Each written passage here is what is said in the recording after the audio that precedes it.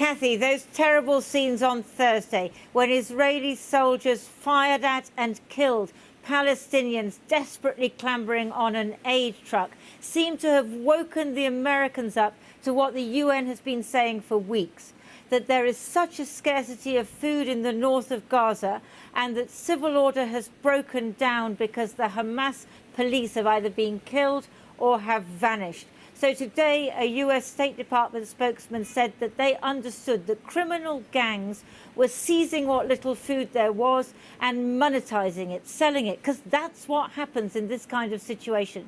So they know they have to flood the zone with food, not just from the air, which they started to do today, but from the sea, by land, to push in so much food that it no longer is this valuable commodity that attracts these terrible criminals preying on people.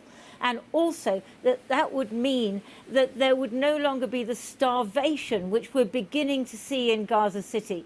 What is so sad about this coming at this moment is that it is not only predictable that this would happen, it was predicted. This is what desperation looks like. Thousands of men whose families are going hungry clambered onto trucks delivering food to Zaytun in Gaza City today. The Israeli Defense Forces have targeted Hamas police, so there's no one to maintain civil order. Aid officials say that by preventing enough food from getting through, Israel has caused both hunger and chaos.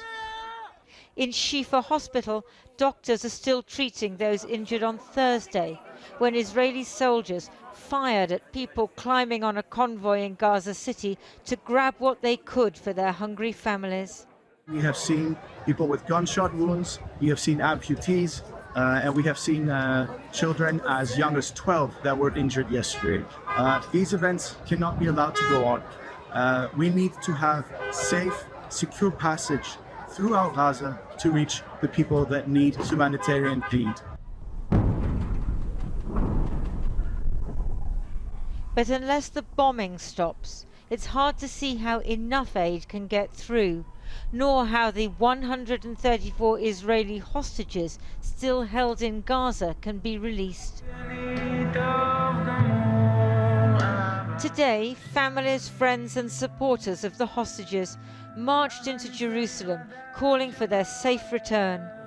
The leader of the opposition at the front. Basically, we're just trying to get our boys and girls back home, and parents and grandparents back home. This is the #1 goal of the Israeli society. And what do you think the government should do? Do you think you need a ceasefire to achieve that? I won't get into details, but we need to do everything that is possible or impossible in order to get them back. Thank you. The Israeli government tells the hostage families that fighting Hamas will save their relatives, but more have been accidentally killed than rescued by Israeli soldiers in Gaza.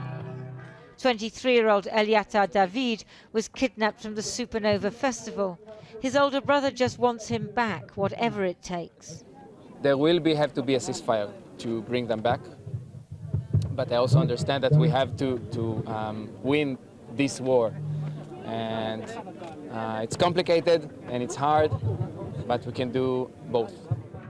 If there's an agreement, women like 30-year-old Doron Steinbrecher are likely to be released first. Do you think you need a ceasefire in order to release her? Yes, I asked all of them. Qatar, in Egypt, in Saudi, in United States, in our all to push, because they don't have time, she don't have time, they don't have, she need to take medicine, they don't give her. Gazans need a ceasefire too. The bombing has slowed but not stopped. A house in Rafah, where most Gazans have fled for safety, was hit by a strike yesterday. Many of the bombs dropped in the last 150 days were made in the US. But the Americans have started to worry about the plight of civilians. They've now joined Jordan and other countries to airdrop food, a little relief coming from the skies, rather than just terror and death. Lizzie Hilson there. William Schomburg heads the International Committee of the Red Cross delegation in Gaza, and he's currently in Rafah.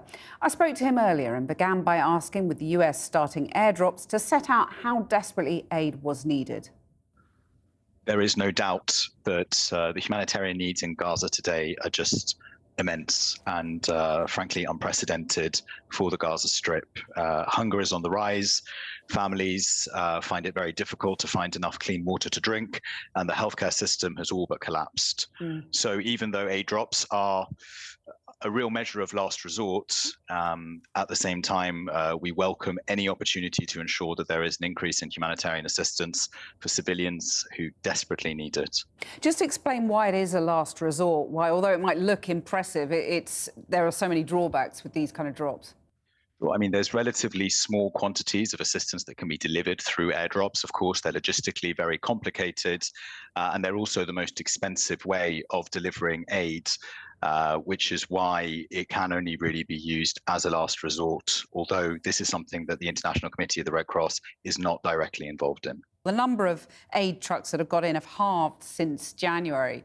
So can you just go into a bit more detail about the kind of obstacles you're facing, whether it's security or a breakdown of law and order? The breakdown of law and order is, of course, something that is extremely concerning, and we need to be able to operate safely. Of course, the breakdown in law and order is squarely linked to how desperate people are on the ground. We hear reports increasingly of how much hunger is impacted, specifically parts of northern Gaza, and that is pushing people to their limits as frustration reaches a real high.